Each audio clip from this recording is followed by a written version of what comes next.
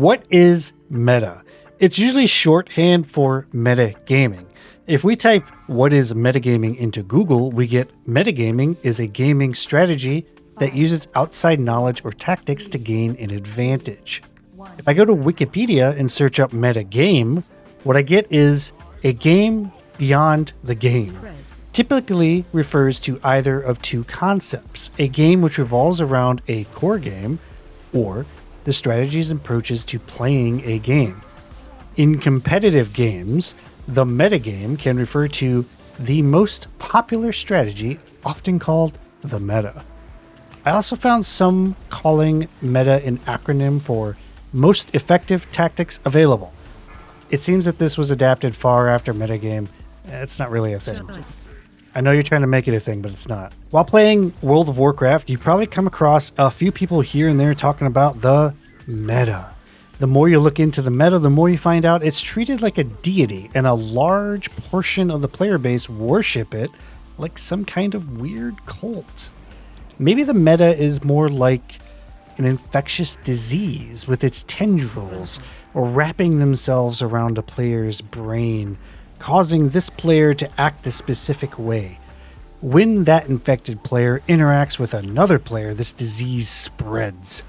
Since MMOs are all about being massively multiplayer and online, this fake disease takes hold of entire guilds and entire servers. This does sort of sound like the plot to some weird zombie movie, though. Either way, I'm sure everyone has heard of the meta in one way or another within the game, or in a guild, or a guild's Discord server, or a class's Discord server.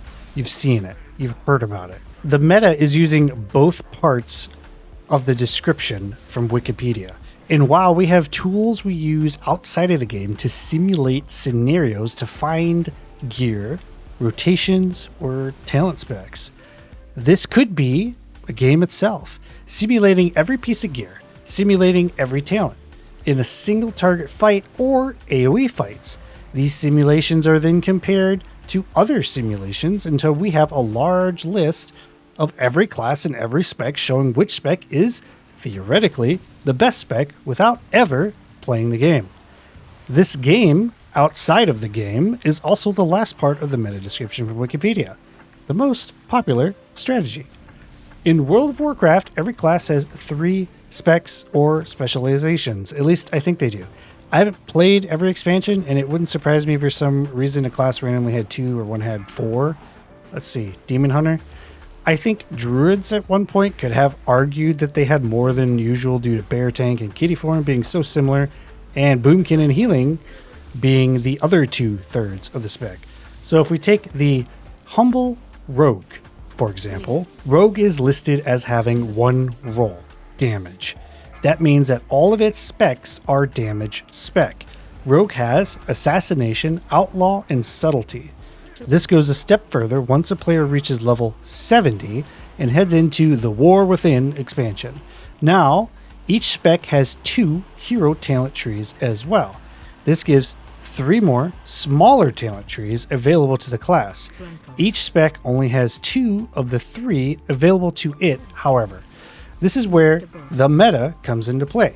Very smart people have taken all of these options available and simmed them against themselves in every other class and spec. Now we know immediately which of the rogue specs is better than the others without ever actually playing the class, without playing the game, and without even being subbed to World of Warcraft, the game that revolves around the game. Simulation Craft, which, oddly enough, is the name of the website that compiles ranked lists of classes and specs showing which class is currently top of the charts. This would be the meta more commonly talked about, the most popular strategy. It may seem strange to call bringing certain classes and specs to a fight a strategy, but it really is. A raid leader may fill out his raid with specific classes to make sure certain buffs are available to everyone. Now, for guilds that are more high-end or attempting to compete, we're talking the very highest end of guilds, which are trying to speedrun content. they now have a quick and easy guide on which classes are supposed to be highest. This is such a niche scenario, and 99% of the raiding population shouldn't really need to do something like this. This example doesn't always work, however. These very high-end guilds also know that a player is more useful than their chosen class. A player who can participate in the 99th percentile for performance will play the worst class in the game better than guilds that are average, or even guilds way above average by a fair margin. With these ultra fast kill times reducing the burst windows on a boss, inflating damage numbers, if this particular class happens to be bursty, all the better. The problem, when it comes to worshipping the meta, there are a few things we need to understand before joining the cult. First is that you're already a part of the cult and you don't realize it. Don't worry, this is working as intended. Second being, the meta in many situations only applies to the absolute top end of the players, so the best of the best. The content we are clearing is not designed around a group using the best classes and running no healer strategies for the quickest kill times. What I mean is, you can play whatever class you want in the current state of the game and do just fine. The big problem is that this cult of meta worship has had its tendrils seep down and infect the player base, even the casual player base. There are some playing the game that will refuse to invite a specific class to a Mythic Plus. I am one of those people, but not for meta reasons. I'm looking at you, Tank Death Knights. I'm sorry. I know you like the class. I know you like the big numbers from your Death Strike, but I don't want an early grave. I will not be inviting you. If I have any choice, I will be healing any other tank. Learning how to play Preservation Evoker, I have seen groups I've joined pass by monk tanks to take a lower rating, different class tank. So, the problem. We have players not inviting other players based on what spec or class they play. We also have the flip side. Players who only play what is currently top on the simulation charts. Then we have everyone else just kind of being dragged along. Sometimes this is good and sometimes this is bad. It can be frustrating. I've once played a not optimal spec and I played my hardest. I researched everything. It didn't matter what I did. A player of the same skill but playing the better spec was higher in damage. I had mentioned in a previous video that adjusting to a casual mindset can be kind of difficult. Learning to ignore meters, or at least ignore your position on said meters, and focus on your performance on logs, it can be hard. I have been there as well, and watching and listening to people talk about how great their damage was on details, but when you look at them on logs, turns out their performance percent is green or even gray. Gray being the lowest tier percent. The key is we need to find a class we really click with, a class that you vibe with, a class that fits you, one that you find fun. The War Within is so simple to level and gear alts that it isn't that big of a task to try so many classes out. Find that class you enjoy. It's fun and stick with it, even if it isn't a meta spec. For some people, just being at the top of the meters is actually the best part, and continue to choose their class based on which sims are the highest. Either way is okay, so long as we are not forcing someone into a specific role because it truly is not needed to clear content. Now, when I say being a meta spec is not needed to clear content, there are some things we have to talk about. This is assuming the person playing is playing well enough, knows their class, and is running the correct talents. This assumes the player knows boss strategies and can survive the fight without standing in any poo puddles. If this player is doing everything correctly or correct enough, there should be no reason to enforce the meta onto this person, using the meta to our advantage. I believe while we are still a part of this cult of the meta, we can get something out of the deal as well. Some of the tools used to establish the meta can be used to make our lives easier as well. For example, the software they use to simulate all those fights we can use to simulate our gear as well. Now, you don't need to think too hard about whether a piece of gear is an upgrade or not.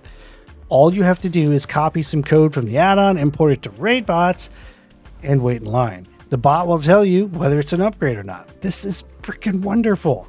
It even assigns a number to how much of a DPS value increase it is. It can be fun to get a new piece of gear and see that's a 40,000 DPS upgrade. The players who spent all that time simulating gear and specs also simulated gear. Every class and every spec already has a best in slot list, or you can refer to it as BIS. You can simply use this list to look at the gear that will be the best. You won't always get those pieces, and you will more often than not get weird pieces that aren't sure if they're an upgrade or not. Thankfully, though, we can consult raid bots and our BIS list to take all the thought of gearing ourselves and just focus on the game. This could be seen as bad to some. People want to crunch numbers, people who want to attack a target dummy and find out if gear is better. Honestly, that's way too much work. Ain't no one got time for that. Alright, ain't no one got time for that. More often than not, we can go by, does this piece of gear have more main stat than my other piece of gear? Usually that means it's better, but not always. Sometimes that piece of gear with more stats or no main stat, like a ring, will have completely different secondary stats, and you have no idea if it's an upgrade or not. When it comes to raiding, often there are very top-end guilds that can and will rush content. Sometimes we know general strategies before new content is released thanks to data miners or leaks, both of which I hate. However, there is nothing I can do about that, so we just have to deal with it. These very fast guilds will clear content and have strategy for developing strategies. These are then posted online by content creators who have positions in these guilds or written up as guides for their fellow players to follow. Now, I see two sides to this, but I may be a part of the niche community here, or maybe not. I'm not sure. When I played Final Fantasy XIV, my static did this thing where we would run old content that no one in the group had run yet. In that game, you can kind of sink down and attempt content like it was when it was first out. Generally, this works okay, but it's still easier than when it was first out. I weirdly found myself enjoying this so very much. Going into something blind and figuring out ourselves, I fondly remember this day even now. I understand, however, that this doesn't work for most people. Content that comes out now is complicated. We have 10 different things happening in a fight, and they happen fast, and without preparation, it's a wipe. Some people don't want to develop a strategy because why bother when another guild will release their correct strategy within a day? Also, some of us have jobs, kids, families. We don't want to do content and figure it out. We just want to learn the effective strategy while chatting away on Discord with our friends. Warcraft logs.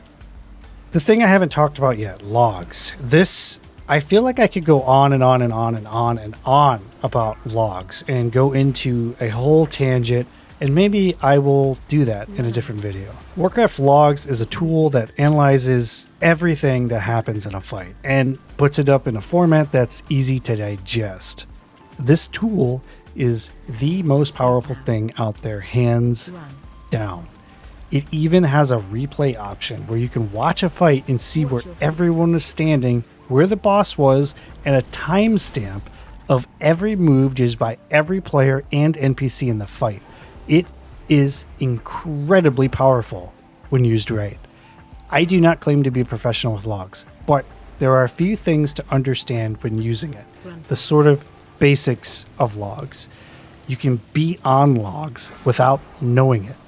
All it takes is one player running logs and uploading it for your player, be it a main or an alt, to suddenly be on logs, filed and ranked among everyone else. There are two major arguments when it comes to logs: healing and DPS. Healers are ranked on their overall healing. Some view this as bad because healers can simply use their spells on cooldown to rank high. If you get good enough at sniping, your overhealing will even be lower. Coming from Final Fantasy XIV, however, what is the point of healing when there is no need to heal? Their healers in Final Fantasy are just DPS who can heal. You are ranked by the healing you do, but groups only respect a healer based on the DPS they can do while healing. This seems so much more efficient than spamming as many healers as possible to top charts. However, some people actually enjoy that. My advice to those players, see if your raid will drop a healer to let you duo heal or solo heal some of the content. On to DPS. Generally, when you look at logs, the first thing you are going to see is a parse percent right next to your name and a big bar that shows how much damage you did. Most players will glance at this list and then close it, assuming that the number to the left of your name is all that matters. That is not correct. There's actually a second number far to the right next to your eye level. This is referred to as eye level percent. The logs have taken your eye level, then compared your damage to other players playing that spec and within your eye level and given you a rating based on that performance. This is an important number, the important number. Very high geared players will be high on parse simply because most of the player base does not have that high of an eye level. More eye level means more main stat, more DPS. They see that their parse percent is high compared to all classes of that spec. To the right, however, logs take into account that high eye level and compare you with others of the same high eye level. This is where I often see players of very high eye level performing poorly. Simply having high eye level grants the player better DPS, but compared to other players the same spec and eye level, they perform poorly. Don't let others bully you by saying your parse percent is low when in fact you have a very high eye level parse percent.